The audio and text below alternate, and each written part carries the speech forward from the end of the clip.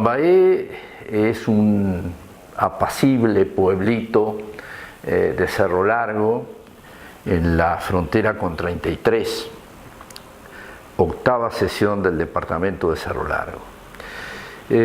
Allí estuve, bueno, nací, viví mis primeros años, los primeros años de escuela, aunque la escuela la culminé en Valle de Ordóñez, sexto año, de forma que Tupambaé para mí fue el pueblo de nacimiento, el pueblo de una de las mayores etapas felices de la vida, digamos, ¿no? En donde empecé a darme cuenta de la injusticia social. De forma que ya podríamos decir que mi rebeldía nació en plena niñez, al ver la injusticia que había entre mis amiguitos, los del centro del pueblo, que tenían en aquella época todo lo que se podía tener, que no era mucho, como ahora, pero de cualquier manera un buen nivel de vida, y los que no tenían nada, que en invierno andaban descalzos, tiritando de frío, y esa injusticia a mí me rebeló. De forma que incluso mis amiguitos de la infancia eran los pobres. Yo era más amigo de los pibes del rancherío que había en esa época, le llamaban el Pueblo Nuevo, ahí estaban los ranchos de terrón y paja de esa época con piso de tierra. De allí procedía el empleado de la farmacia de mi padre, y entonces alguna vez yo iba con él y eso me permitía ver cómo vivían, en qué hábitat, digamos, discurría la vida de esos que eran mis mejores amigos, y que en el fútbol y en las remontadas de cometa, en las cosas que se hacían en un pueblo de 1000 habitantes, eran los que yo sentía mis amigos. ¿Y el origen tú de tu familia y tu padre qué hacía? Bueno, papá tenía la farmacia del pueblo, él no tenía el título universitario de farmacéutico, sino de boticario. Yo fui hijo de un padre de muchos años. Cuando yo nací, papá tenía 62 años, de forma entonces que papá empezó sus estudios a fines del siglo XIX. Él era español, vino a los 8 o 10 años al Uruguay, tipo 1880. Papá es de 1870, nació en Canarias, de familia castellana, de forma que cuando fue a Tupambaé, después de haber estado 30 años de boticario en Zapicán, ahí nacieron 14 hermanos míos, 14 dije mal, 16 hermanos míos, yo soy el número 18, soy el menor, y nacimos los dos últimos en Tupambaé. Papá trasladó su farmacia de Zapicán a Tupambaé en 1930. Ahí nació mi hermana y yo nací 2 años después, en el 32. ¿Y madre? Y mi madre era maestra. La segunda esposa de papá, que fue mi madre, de la cual nacimos 4 hijos, que somos los que todavía vivimos, todos los otros hermanos murieron.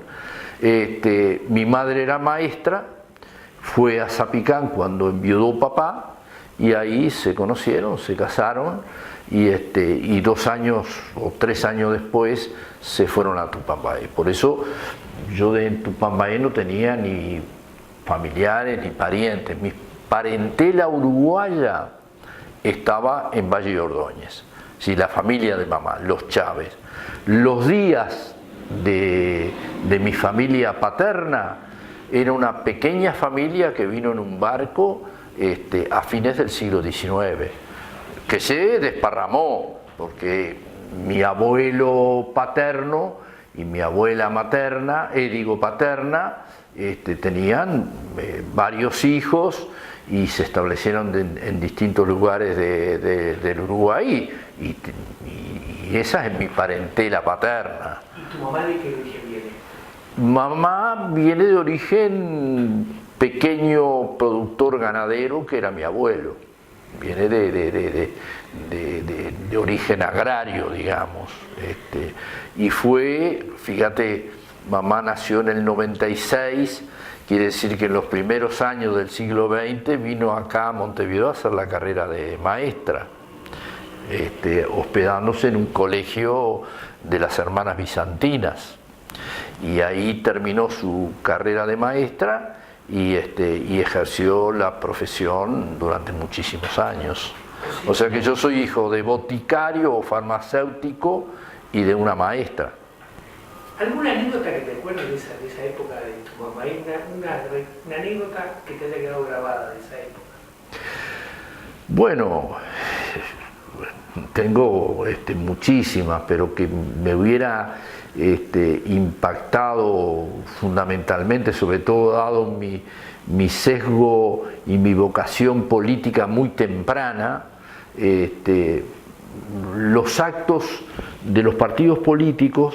Vos fíjate que yo dejé Tupambaé teniendo 12 años y yo iba a los actos políticos, me escapaba de casa para escuchar a los blancos y colorados que iban por Tupambaé, pero socialista ni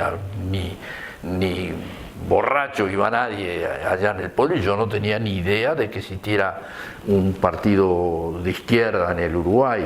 Yo escuchaba lo que iban a hablar.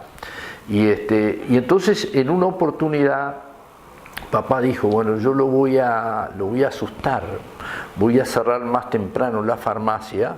No te digo que no había luz eléctrica, los actos eran de tardecita, antes que la luz se acabara, porque si no tenía que poner un farol los tribunos de aquella época.